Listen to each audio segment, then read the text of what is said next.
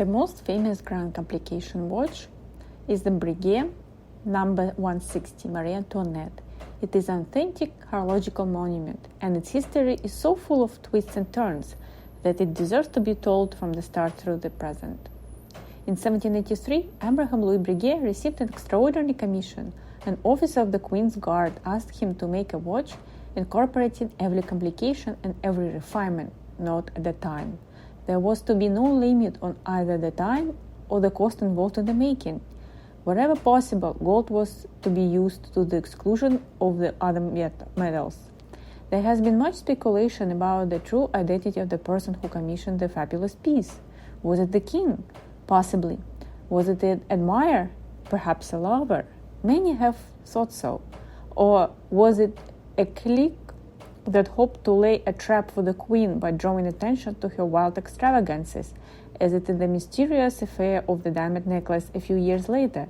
It is not beyond the bound of possibility. Why was Breguet the watchmaker of choice?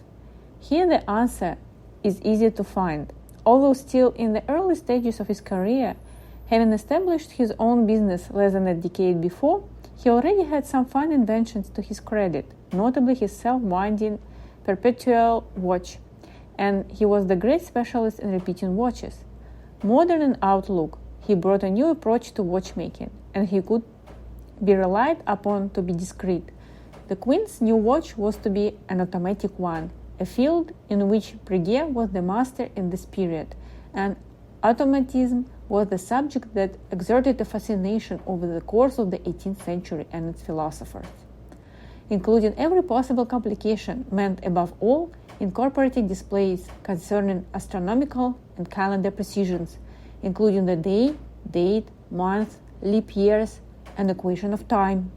It also signified use of a highly elaborate striking mechanism and numerous other sophistications. In short, Breguet was asked to create a cathedral clock in a version measuring just several square centimeters in size. The master set to work.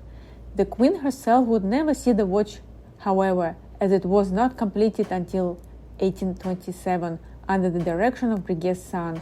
When the revolution erupted, the watch was unfinished, and Breguet's energies were diverted to other priorities, such as the business of surviving. But with watch number 160, he had begun a masterpiece that was to outlive him, a creation that was to mark his life, and that of the firm he founded right up to the present day. The watch, which was described in the firm's ledgers as the gold watch, or perpetual minute repeater, equation of time, self-winding, split-seconds chronograph, survived the revolution by a whiskey as Breguet shops were looted after he fled to seek refuge in his native Switzerland. In 1809, he decided to return to the unfinished watch, but it was not until 1812 that real progress was made. Watch number 160 required 285 days of work in 1812 days in 1813 and 212 in 1814. It should be remembered that during the final years of the empire, Breguet's export market dried up completely, as France was at war with all her neighbors. Thus, the firm's watchmakers were not overburdened with work, and what better way to while away in the time spent awaiting the fall of the emperor than by returning to a technical challenge of the highest order, one that also brought back many happy memories. After 1814, when the watch was almost finished, other interruptions occurred and work started again in 1823. Breguet wanted to finish his masterpiece. He spent the last month of his life working to complete it and died in September.